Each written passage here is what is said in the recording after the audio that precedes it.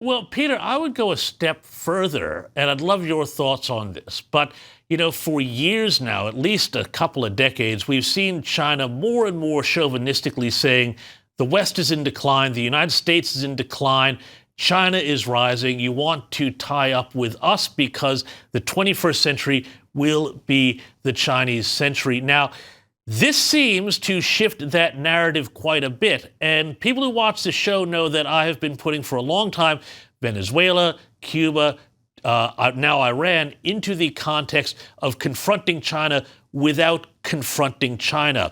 What do you make of that? Is this the ultimate Trump strategy? And when you see things like the news which broke a little while ago that China is apparently banning exports of jet fuel and petroleum products, it says to me that they may know they've got a real problem here. Yeah, I think they have a huge problem here. Just look at the competition that's taking place in artificial intelligence right now. And you would wonder, what does this have to do with Venezuela and Iran? Actually, a fair amount, because the two big tech infrastructure companies for China that are central to the AI race for them are Huawei and ZTE. These are the big conglomerates that create the networks that you need for artificial intelligence networks to work. Well, both of those companies, huge contractors in Venezuela and Iran, and they are now looking at losing tens of billions of dollars in revenue because they have large projects in scale in both of those countries. And guess what? They're not going to get paid for them. So the implications for China's sort of top-down, what I call market Leninist system, which is kind of a blend of the market, but dictated by Leninist control, has now been completely thrown into disarray. And what's happened is that the United States has picked off two of their biggest allies in the developing world, Venezuela and Iran, and China has been helpless to do anything about it.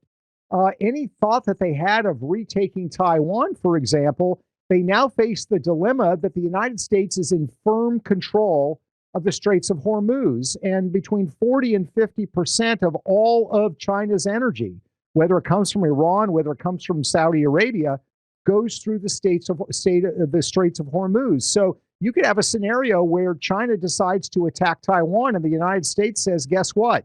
No oil from this region is going to China, and then they are in deep, deep trouble. So the amount of leverage that Donald Trump now has over China going into what is supposed to be a meeting between these two presidents, not too far away, the entire equation, I think, of that conversation has shifted to Trump's advantage. Do you think, though, just coming out of that meeting, we know that Trump is a great deal maker, that he's transactional as well as principled for America. Do you see some sort of rapprochement, maybe some sort of détente with China saying, maybe we've bitten off more than we can chew. We need to, both sides, calm this down? Well, I think that's going to be China's line. I'm skeptical about negotiated solutions with China because they don't honor them. Trump negotiated the purchase of American agricultural products, a whole bunch of agreements with China in his first term. China didn't honor any of them. China said they were going to deal with precursor chemicals and the Chinese industrial involvement in fentanyl. They didn't do any of that. That was back in 2017.